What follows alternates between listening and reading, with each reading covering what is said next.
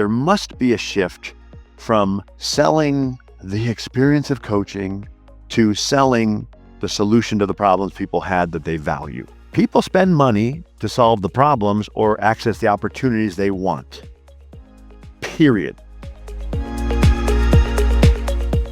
Hey, welcome to the podcast where dreams meet determination and success is just around the corner. I'm your host, Suzanne Taylor-King, and I'm here to help you unlock the full potential of your business and your life. Welcome to Unlock Your Way with STK. Let's unlock your path to success together. Good morning, everyone. It's Suzanne Taylor-King here for another live episode of Unlock Your Way with STK. And get ready today. We are talking to Townsend Wardlaw. He is a coach to elite founders and the coaches who coach those founders. And I want to just say, full transparency, Townsend and I have known each other in the online space for years. We've had numerous conversations. We're skipping the BS today, and we're going straight for a deep conversation about coaching, where coaching is going, what he's doing with coaches, and welcome, Townsend. Honored to have you. Thank you. This is not our first rodeo, right? Yeah, it's not. No. Get ready. Usually I'm walking on the treadmill. I don't just that. I don't do that for... We'll do that for live broadcasts. Distracting, thing a little bit. So, all right. So first insight I want to get into is most coaching is very, very tactical, right? It's almost like more consulting. In the online space, I see courses labeled as coaching. Yeah. I see group cohorts labeled as coaching, but the coach is not even there. So let's get into how yours is different, your thoughts on the tactical versus actual transformational coaching. That's a great place to start. And I'll be clear, this is not to throw shade on anybody or to even say that, one thing is better than another. It's just to be clear. It's become quite popular to slap coach on your LinkedIn profile or Facebook page or what have you. I love all the marketers out there, talking about the coaches they're working with that are doing $100,000 months. Yeah. Well, for me, and I was a consultant for 20 years. So for me, consulting is one domain, coaching is another domain. And that's probably the easiest distinction. As a consultant, what I did was I applied my trade and I profited from my experience, my knowledge, my specific domain expertise. And my job was to help my clients solve their problems or get what they want by giving them the practice, the formula, the program, the system, the framework, the infrastructure, the guidance, the do this, don't do that, right? Because I'd been there and I've done that. So it's a very expertise-driven model. Works well. I had a very profitable solo consulting practice and I loved it. The challenge with consulting or teaching for that matter, because I would also put teaching as a variant of that. When I'm instructing, a lot of these coaches and people say that they're selling you systems. They're great teachers and instructors. It's not coaching. Coaching for me is a very sacred space, a very sacred practice, a very sacred career, and the fundamental assumption or belief in coaching is that I am there to assist the person I'm serving to find their answers. The answers are inside of them. The knowledge is inside of them. And to go a little bit deeper, what they are experiencing in life, either in terms of challenges they're facing or resistance getting to the objectives and the goals they want, is actually a function of how they see themselves and they see the world. We wake up every day and we have an experience of life, and that experience of life is very, very unique, as I think we all can agree. No two people in the same experience will say, "Oh, here's what's going on." We'll have two different versions of it. Well, it's sort of like being in a movie theater where we're watching what's on the screen, but The real action's in the projector. And we can talk about what's on the screen. We can try to move stuff around. We can throw it, throw popcorn at it or rocks or Mhm. whatever. But nothing's really going to change on the screen until something alters up at the projector. And in the case of how I believe it works here in this thing we call life, is we are the projector. Now, there is observable reality, right? There's objective reality, but mostly what we do is we go around and we project onto that reality meaning, well, that's what they meant. And if you want to watch this, just go on social media and somebody will put a post up like I did this week, and all of a sudden people said, "You're being this, you're being that," and they start Yeah. projecting and creating the meaning. Nobody said, Townsend, curious what you meant by that. Here's how I interpret it. No, they knew what I meant. And then because they know what I meant and what I was doing and why I was doing it, they know all these things about me. They then pass a judgment on, well, that's right or wrong or good or bad, or I like him or I don't like him. And that's how the world works. And we're all walking around projecting these things. Well, the coach's job for true transformational coaching we're talking about here is to assist others in seeing how that works and changing or gaining access to the projector so they can perhaps project different things or remove meaning and judgment for the world and see it from different perspectives, see it with different possibilities, and then they'll do different things. So as a consultant, my primary role was to make sure you got it, understood what we're talking about, master the steps, and then do it and implement it, reinforce it, be accountable, blah, blah, blah. Oh, it's exhausting just thinking about it. As a transformational coach, I don't have to do a lot. All that Mm. is required is that I assist you in seeing something that you were certain was one way Mhm. differently, and then you'll have different thoughts about it. And I'd love to share a little example if I could, just a simple idea. Oh, I would love that because I notice, um, so many times the first step with my clients is the seeing themselves differently. Yep. Um, so I would love your take on that. Well, I love helping people see themselves differently. I find for me that usually comes later. And I'll give a simple way of how we can see the world differently. And it's simply a way of seeing it and not just seeing it, but speaking about it and thinking about it. If I come up to you and I say, "Oh my God, Suzanne, we have a major problem. I'm going to tell you about this problem, and then we're going to work the problem, fix the problem, and here's what we're going to do, and I'm going to tell you about it right now." I haven't told you anything, but already your mind is producing thoughts like Mhm. getting ready for a problem, Yeah. right? Now, if I bring out a birthday cake, there's going to be a little cognitive dissonance because what are you? Well, I'm looking for what's the problem. Now, that's a sort of cheeky example, but now let's take that into the context of business or working with other people. There's something going on between these two employees. Like they don't seem to be, working quite really well together. They're missing deadlines or whatever, or they have a manager and a direct report. If I go, "Oh man, we got a problem with these two." Well, immediately, subconsciously, automatically, inescapably, our mind will start to produce thoughts about how are we going to solve this problem, fix this problem, deal with this problem. There's nothing wrong with that. That's how the mind works. Now, imagine I say, "Hey, there's a couple employees here that have been working together in a really interesting way. I think this is a huge opportunity for growth for both of them. I think it's actually something that'll be transformational for our company and could bring us to the entire next level of how we're leading and running the organization. Let's talk about it." Well, your mind is producing different thoughts. You have a different seeing, right? A different way of interacting with that. I always say what we call something determines the verbs that we will use to work with the thing that we just called it something. And when we call something a problem, the verbs that we tend to use afterwards from the thoughts in our mouth are fix, solve, remove, kill, conquer. Yeah.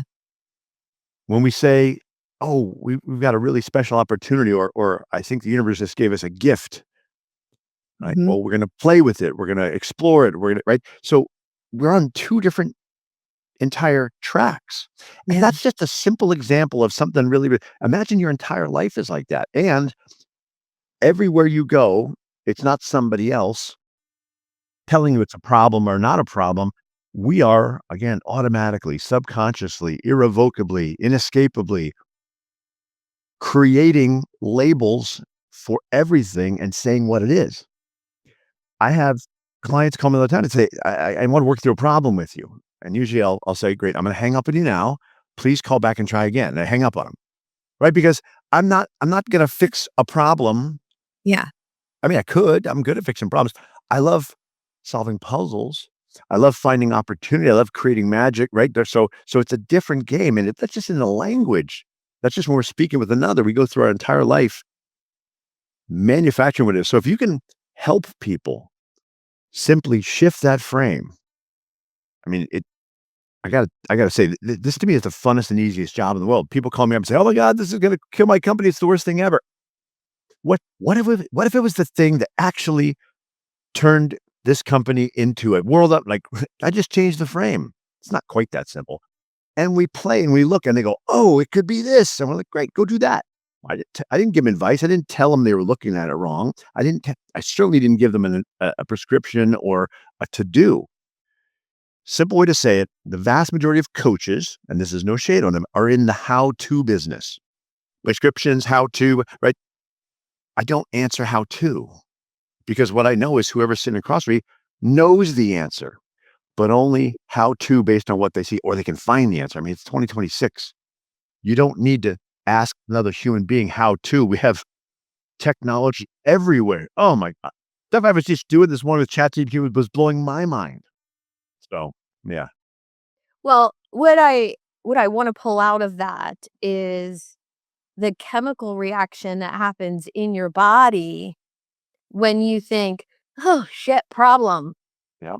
and you go into solving, fixing, or he said, she said, Traction, my problem. adrenalize, right? Oh, yeah. And then versus Cortisol. being in opportunity mode. And Yeah. I had a coach of mine say to me a long, long time ago, support, not solve. It's not my job to solve. That's right. It's your job to solve. And I think about those chemical reactions and how entrepreneurs, coaches, they a lot of health issues because of the self-imposed stress of achievement, signing clients, enrollment, which is a perfect segue into Yeah. enrollment and Yeah. conversations that I'm wondering your take on seeing how overcomplicated coaches make. Yeah. I got a great story for that. Okay. You always have great stories, by the way, which is Thank you. yeah. I do want to make one sort of capstone point on what I'm saying about, coaches, different kinds of coaches. There's something really important here. Right? And I said, no shade on folks that are not in the transformational world and I call them transactional coaches. No shade on the people that have the systems, the process, the framework, the I'll show you how to. However, there's a reckoning coming. And if you look at the masses of coaches that live in that world and this giant tidal wave tsunami coming called AI, what I will tell you is there will not be a lot of room in the marketplace. More specifically, there won't be a lot of value for coaches that trade in how-tos and Mhm. systems and prescriptions. Now, they'll still have a job. I'm not saying AI is going to replace all coaches, but the value of those coaches, there are not going to be a lot of coaches in that world that aren't selling programs to other coaches, right? Those people are always going to be ripping people off. But there's not going to be a lot of money lying around for coaches who show people the way. Why? I'm sorry, I have the world's greatest coach at my fingertips. And by the way, if I want Tony Robbins or name somebody else, they all have these digital avatars I can work with. If I want to ask how-to questions, I'm going to ask the smartest people in the world. Yes. Yes, I might want to talk it through with the human at some point, but I'm not going to pay a lot for that.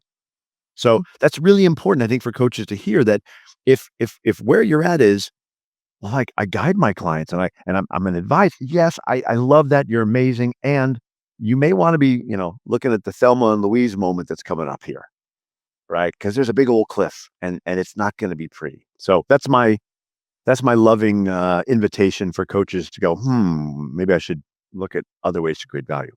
Now, as for enrollment, where do we even start? I was talking to someone that's part of our, Luis and I have started a community, a very small community to support transformational coaches. I'll maybe talk about that later. But we were doing some coaching in there with an individual, and specifically, uh, they were working through some enrollment questions and conversations and what have you. Now, I'm gonna weave in this idea of rather than let me tell you how to enroll people better. What we went was on a journey to how does the world occur for this coach Mm, such that they're asking this question, such that they're trying to solve. They see a problem here, they're trying to solve it. Well, where are they looking from? And to make a really long story short, they were asking a lot of questions that were basically related to how am I going to convey the value and all these things like that. How am I going to, get them to understand blah blah blah.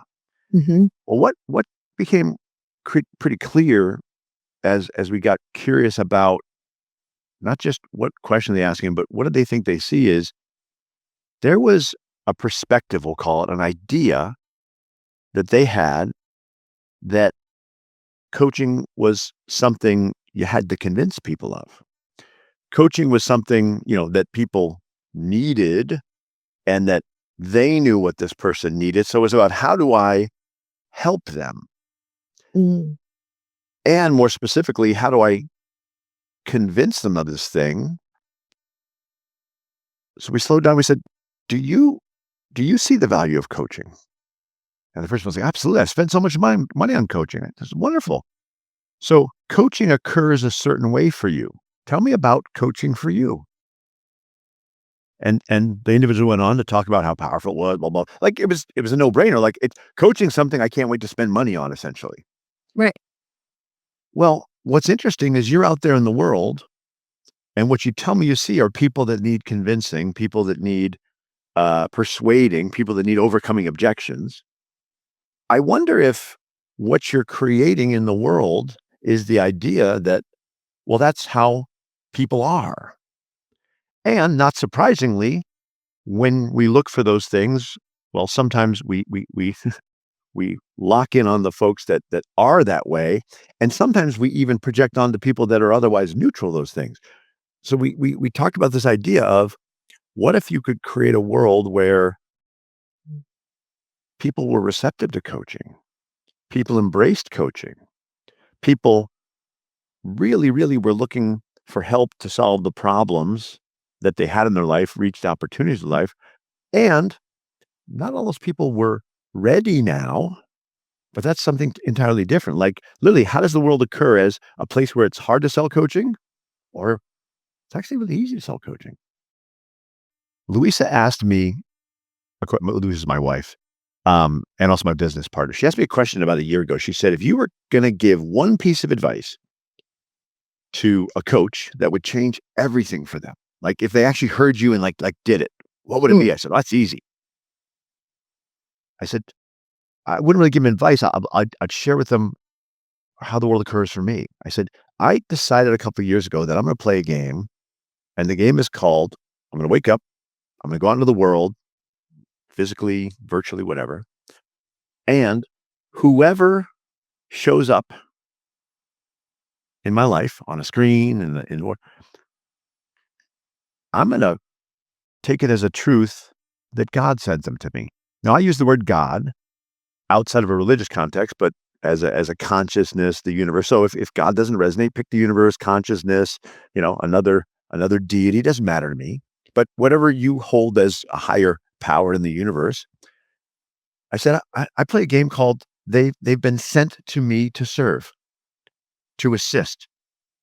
There's something they want, there's something they're looking for, there's something they're struggling with. And it's like I've been given an assignment by the universe, like, hey, go take care of them, help them out. I love that. Yeah, it's kind of fun, and that's distinct from, "I'm gonna go and see who needs help if people need help," right? So, an idea, I wonder if I'm supposed to help this person, and if they're in front of me, well, that's why they're here. And by the way, both are made up. Both are made up. They're And both completely fabricated. in in Steve Hardison's book, The Ultimate Coach, there was a spot that said something about the way he treated everyone. He treated everyone like they were already a $200,000 client, Yes. right? Yep. Just Yeah. These anybody ideas who from Steve, right? I love that. I love the idea. I messaged someone back and forth on WhatsApp the other day, and she's in my community. Yeah. She was struggling with a little something, and I just offered an insight. And 3 days later, she messaged me back and said, "My whole world has shifted because you asked me that question." As it so often does, right? But what if I spent that valuable time with her, whether it was 5 minutes or 50 minutes, doesn't matter. If I spent that in my own brain of how do I enroll this person? How do I overcome objections? How do I Ugh, Yeah. ah, Yeah. yeah, that just doesn't Here's what's feel fun for me. Yeah. What's fun for me is I take that as, okay, here's the mission I'm on.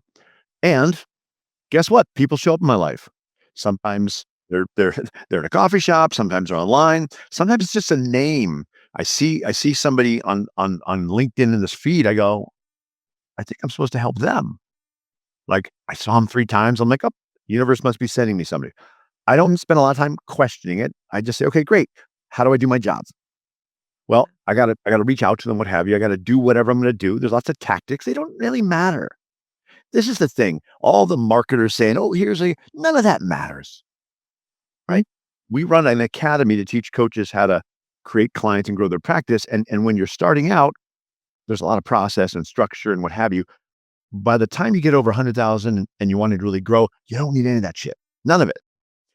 So what you need is the knowing that Mm, you have something of worth and value to give, and this person's who you're supposed to give it to right here, right now. mhm, Now, think about the other things. Coaches have the idea that, well, the thing that keeps me from enrolling people is, I get nervous or I'm insecure. Guess what? Me too. I don't always feel confident. I don't always feel certain. I don't always feel sane when I reach out to people. But I mm, got the rule saying, yeah, the universe told me you got it. God says go do it. So the universe is not interested in whether or not I feel nervous or insecure or like it's like, yeah, do it anyway. It's like it's my boss. So that makes it really simple. I don't pay attention to how I feel about this. yeah, I'm on a mission and I do what I do. Now, here's to me the best part. I interact with somebody and I'm not wondering if there's something that they need or what I know there is. So we get right down to that. Not everybody likes that approach. Not everybody is comfortable. Not everybody thinks that's no, I don't care. Guess what? They go, you're annoying, or they ghost me, right? Or worse. Guess what?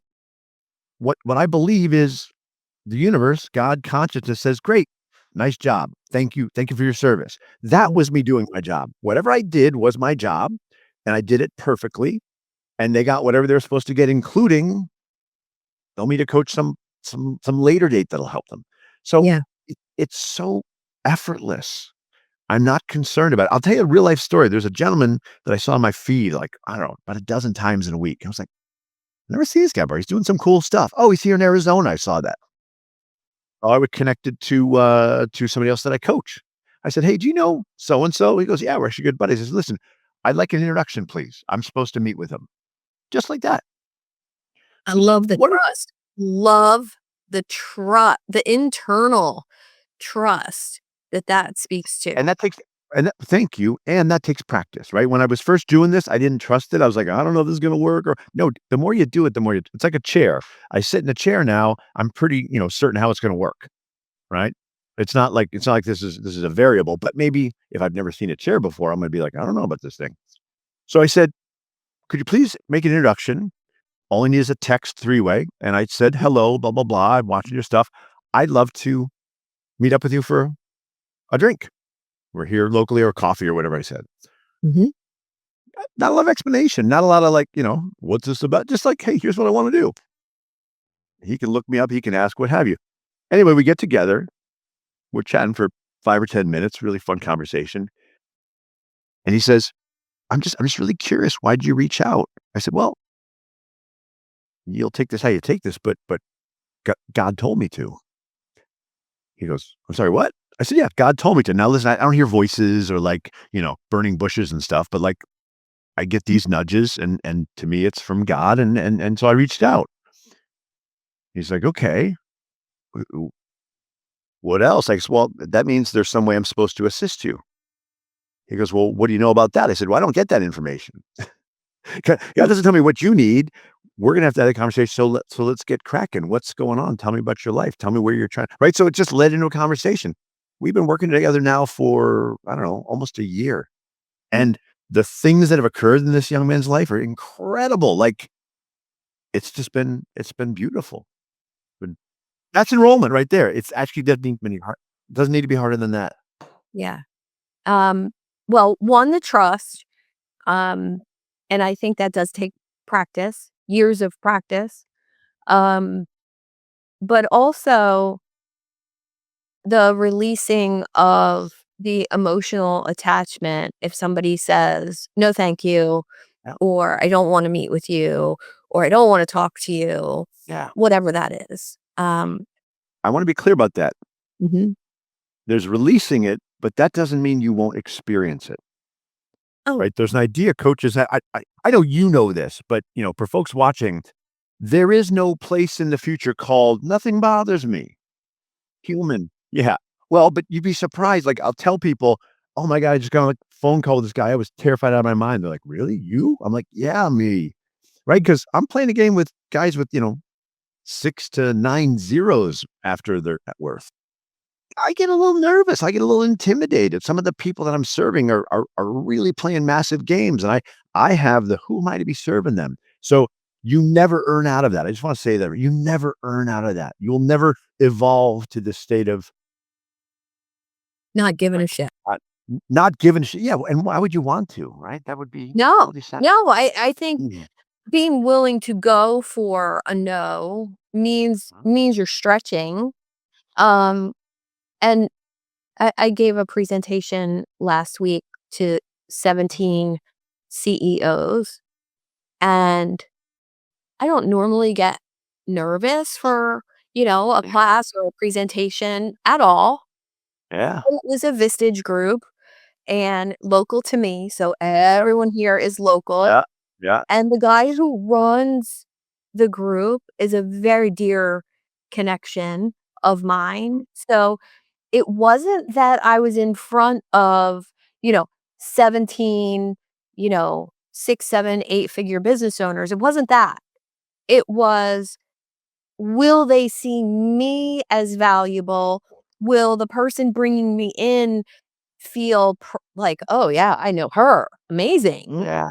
Yeah. And so as soon as I checked in with that, there was no worries. There was no fear. There was no hesitation on me being myself in front of, some people who are massively financially more successful than me, but not more successful than I've been in my life.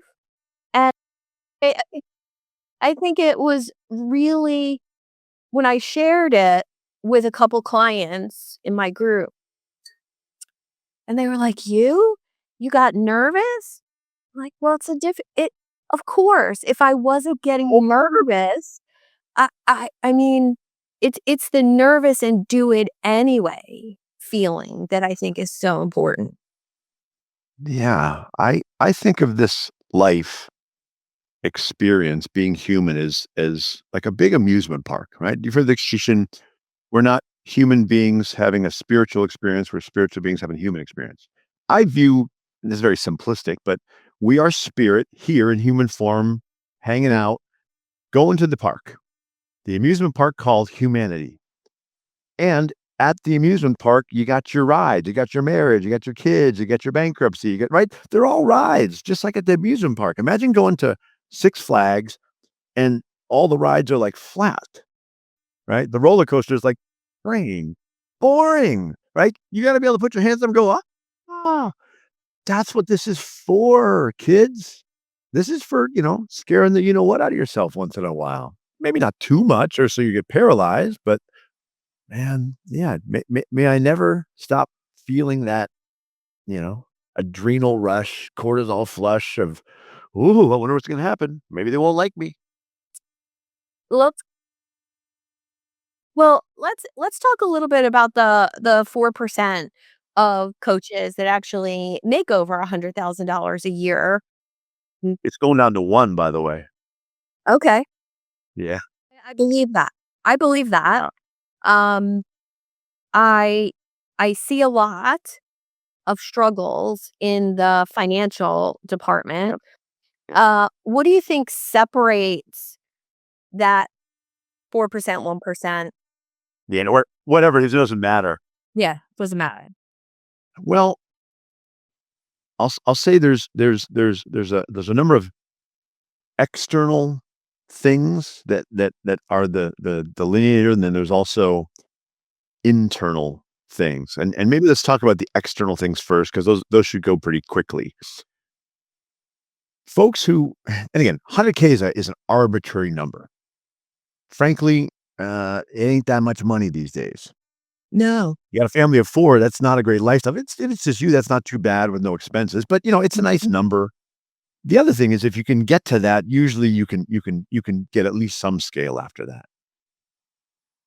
External things are fairly simple, right? First and foremost, folks that are gonna get to that level, exceed that level, there must be a shift from what I call winging it, seeing what works, and process.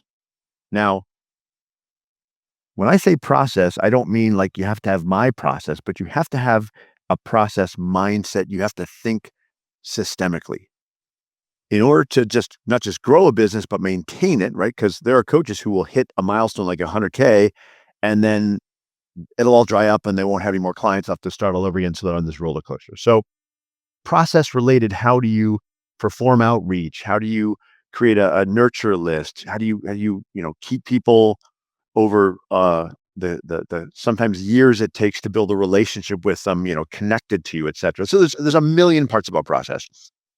The other one that's really, really key is there must be a shift from selling the experience of coaching to selling the solution to the problems people had that they value. People spend money to solve the problems or access the opportunities they want. Period.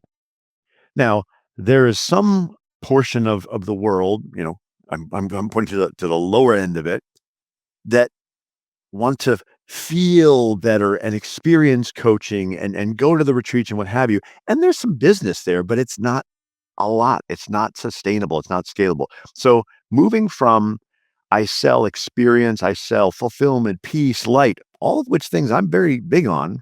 Mhm.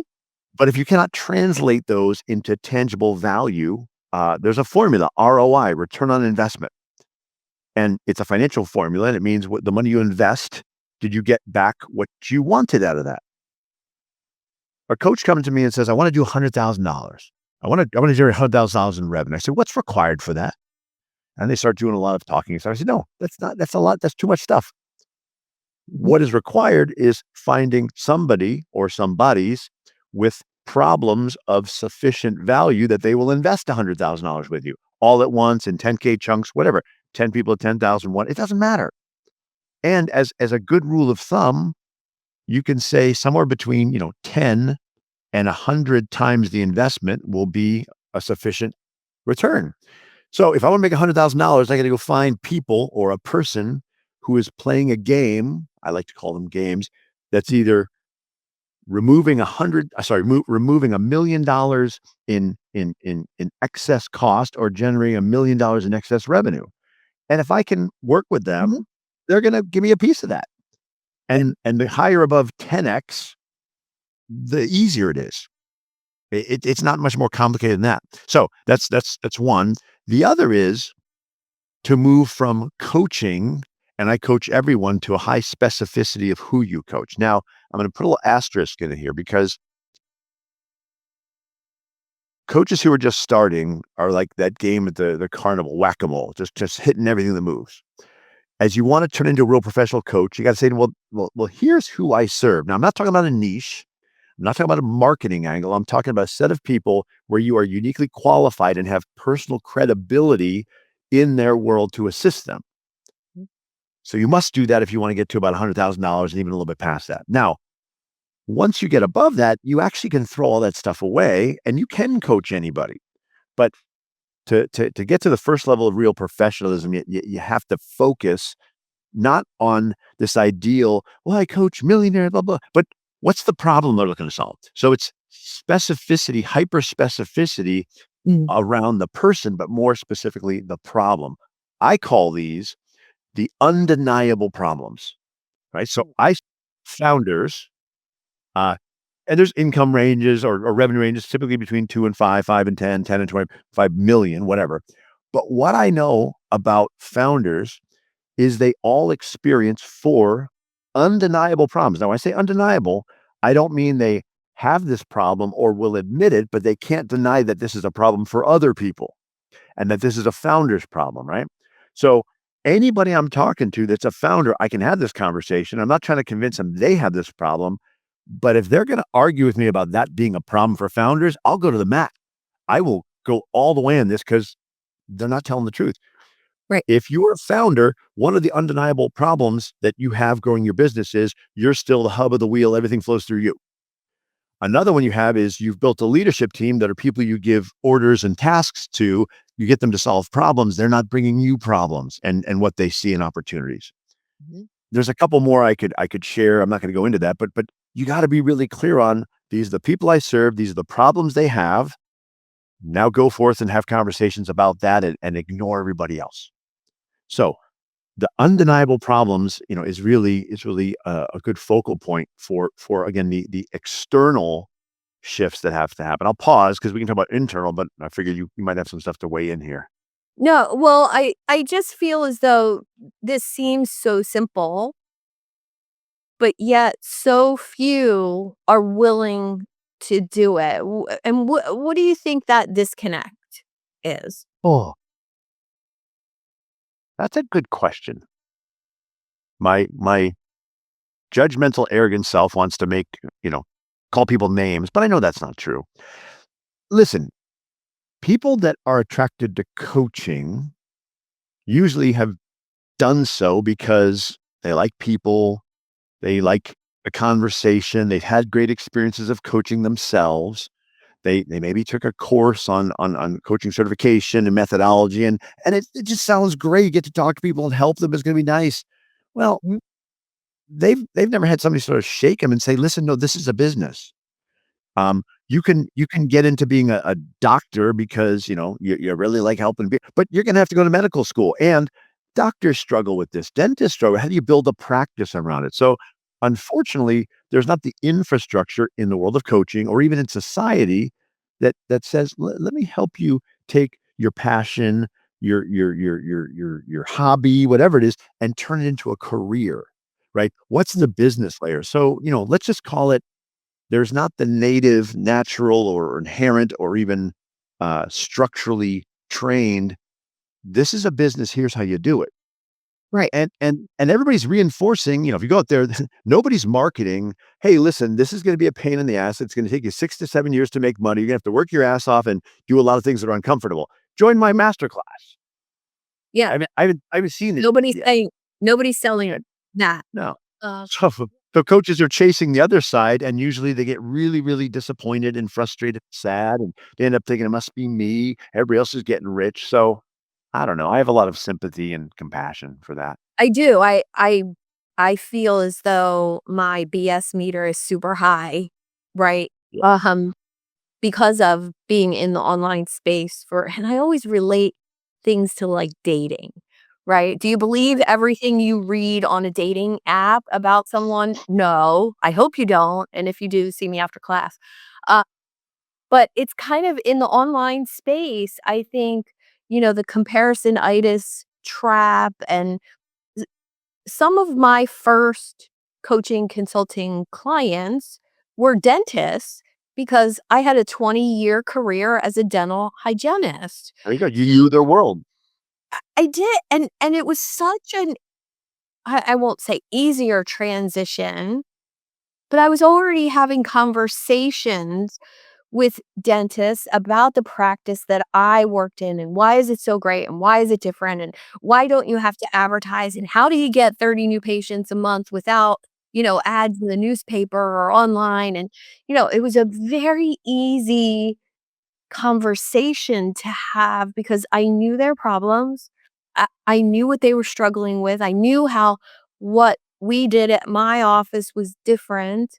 And I say my office, I fully felt as though my boss, his practice was mine.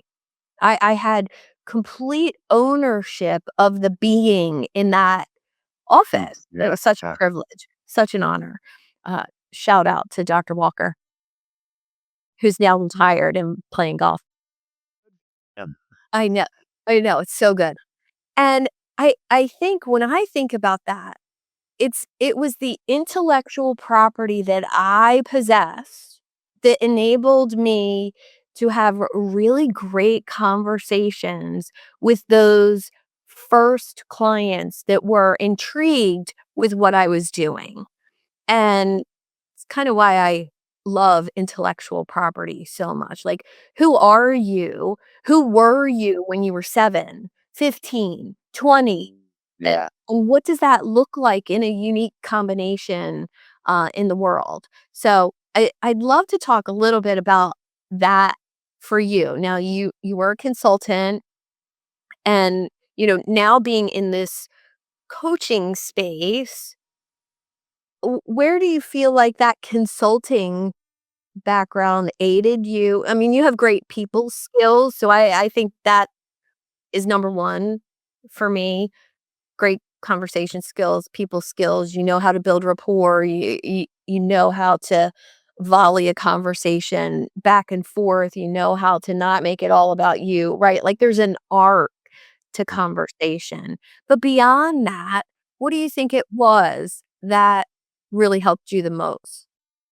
Well, I think it's relevant to share. So in 2018, uh, I was running my solo consulting practice, largely focused on scale up stage businesses, 2 to 10 million, working with founders in and around revenue growth, consulting, systems, process, tools, technique, technology, blah, blah, blah. I was doing $1 million a year, just me. No expenses, no over. Yeah, great business. I would sit down with the founder, we'd talk, I'd do a diagnostic. I'd say, yeah, this is going to be 30,000 a month and you'll get about 6 hours of my time. And we would rock and roll. So great business, right? Yeah. And I've been selling at that point for 20 something years, so I know sales. Well, I worked with a guy named Rich Litvin, who's a very well-known Mhm. coach.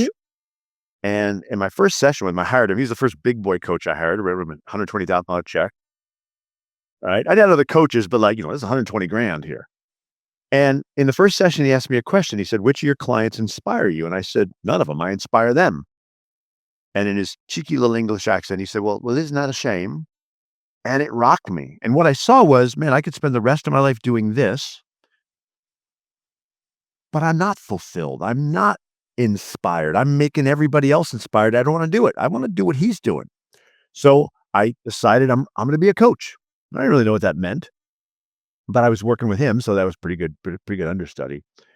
Now, in my mind, this was going to be simple, right?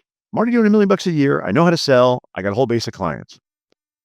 What I'll say to folks, uh, if they'll listen, is to build a coaching practice that is sustainable.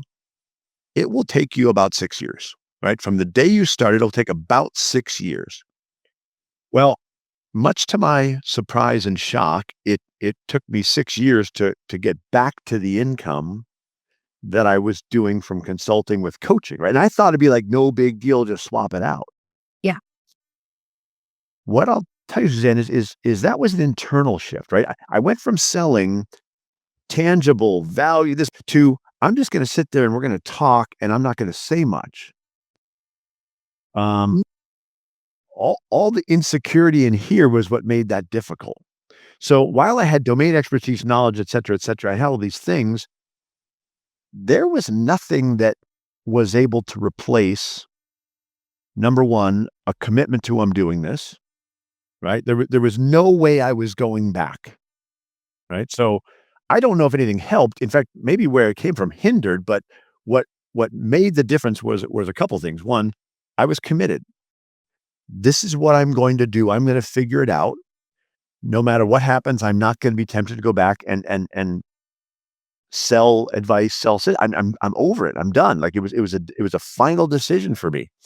And there were times when that decision was really scary, like looking at the bank account scary. Yeah. Yeah. That was one. So the certainty of this is going to happen, I'm going to do is the commitment to it. The other is a commitment to, I don't like the word relentless, but let's just say relentless action, meaning I'm going to get into action. What I know is the only way you figure stuff out is trying and it not working the way you think. So the less time you spend thinking about what you're going to do and putting something into action, the better. So if you look back at the last, well, whatever the 7, 8 years of my life, it has been intention, right? What do I need to get done? How can I put that into action? Don't worry about making it pretty. Don't worry about looking. And then what will I learn by it not working? I was at the gym this morning playing with ChatGPT, and I've just had another, we'll call it breakthrough, if you will, about how to really talk about and message and be clear on who I serve. I've been at this for a lot of years and I'm still going, okay, how do I talk about this? Yeah.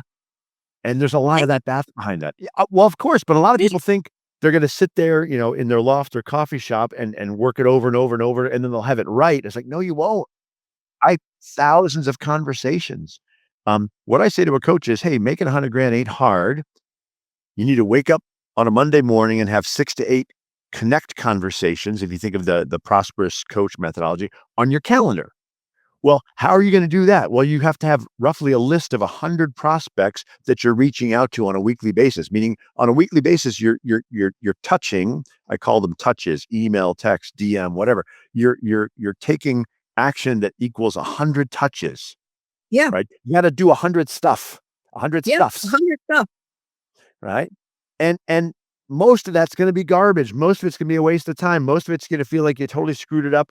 And then go back to the same person the week after and send them another stuff, but different. And it's that kind of relentless action in a system committed to, I'm going to get there. That's the only recipe for success. And what they say is, sometimes it takes 20 years to be an overnight success. Well, what I love about the reality of that, and I say that all the time, is that when someone came to me recently and wanted to hire me, had no money, wants to be a consultant and a coach, has an amazing set of intellectual property and corporate career. I mean, has everything required, right? And he said, I need to make money this month. Now, he had already he had already hired 3 people before me to the tune of 20,000, 30,000, and $40,000 and didn't work. And I said, I'm gonna be no, right? And I said, look, the reason why those things didn't work is because it's only been a year. Yeah. You're not reaching out to people, you're not having conversations with people, and you have no income and you need money. My best business advice from being an entrepreneur for 40 years is get a job. Yeah, get a job so you're not so needy and stressed. Right. Hey, remove that need to close somebody or need, Yep, that panic, that yep. that vibration is so unattractive to other people and you can't hide it. So just solve that problem Yep. and build your coaching practice on the side, serving people. I love that recommendation. Hey, I know we got to wrap in a minute. Can I share two resources and Please, things? what you're up to, how everybody can get in touch with you, and all that good stuff. Yep. Okay, two things I want to share. One is I was running a community that was free for coaches. It was called the Coaches Operating System. We shut that down last year.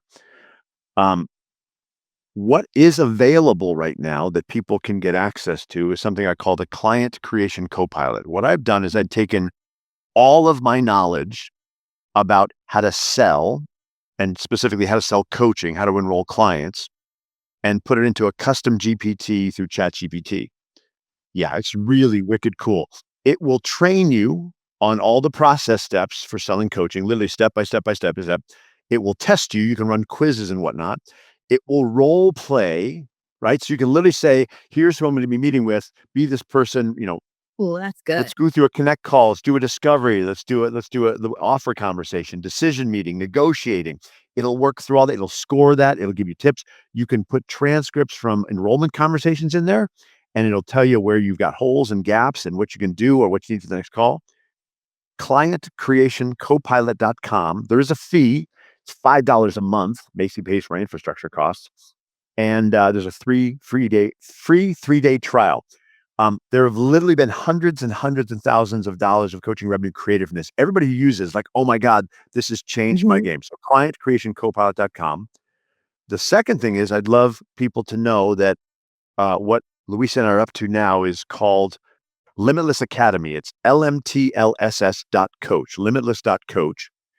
It is a very small container. It is a very exclusive container, and it is specifically for transformational coaches who want to and are aspiring to create a 7-figure, that's $1 million a year, transformational coaching business. So it's not for people launching offers and systems, not for that. And it is open to coaches with income beginning around the $20,000, $30,000 a year range. So if you're in that range, you can apply. We only open enrollment once a quarter. Open enrollment will be starting again in March for an April admission. But if you get on the mailing list, not only will you be able to apply if you want to, but if you're not ready to apply, that's where all of my content is going. My articles, my posts, all the good stuff. I'm not putting it on social anymore. I'm tired of throwing crap out there to everybody. So if you go to limitless.coach, it's a very small website. It's one page, and there's an opt-in on the bottom. It's actually no vowels. It's LMTLSS. Oh, okay. Yeah. Let me. LMTLSS.coach. Yep. And get on the list. You'll get content from me, articles. I'm dropping a really cool article tomorrow, Saturday, but if not, you'll be able to get stuff down the road. Yep, that's exactly right. So hope to see you in there. And this has been fun, Suzanne. Yes, thank you so much. And thank you for, as my son used to say, TFBY, thanks for being you and just inspiring the heck out of me with your thoughts, your wisdom. And I love how you show up in the world, even though sometimes it's a little controversial. Can't be, right? Be different. I personally love it. And if you love that too, please give Townsend a follow and keep up with what he's up to. And I'll share all the links everywhere in the chat. Okay. Thanks so much. Got to run. Have a great rest of your week. You too. Thank you for tuning in to another empowering episode of Unlock Your Way. I hope you found today's discussion inspiring and you're ready to take your business and personal growth to that next level. If you're feeling as fired up as I am and eager to unlock that full potential, I'm here to help you on your journey and provide that personalized guidance tailored to your unique goals and challenges. Simply book a one-on-one coaching call with me and we'll dive deep into your business aspirations and see how we could co-create a roadmap for your success. And whether you're striving to scale an enterprise or just getting started, I'm here to support you every step of the way. To schedule your coaching call, simply visit the website at unlockyourwaywithstk.com, click on the Book a Call button, and we'll turn your dreams into that reality. Subscribe and review on your favorite podcast platform and on YouTube. Plus, you can join over 800 entrepreneurs in the Idea Lab Facebook group. Let's make success as an entrepreneur happen together. Until next time, I'm STK. Keep dreaming big, stay focused, and most of all, have fun while you're doing it.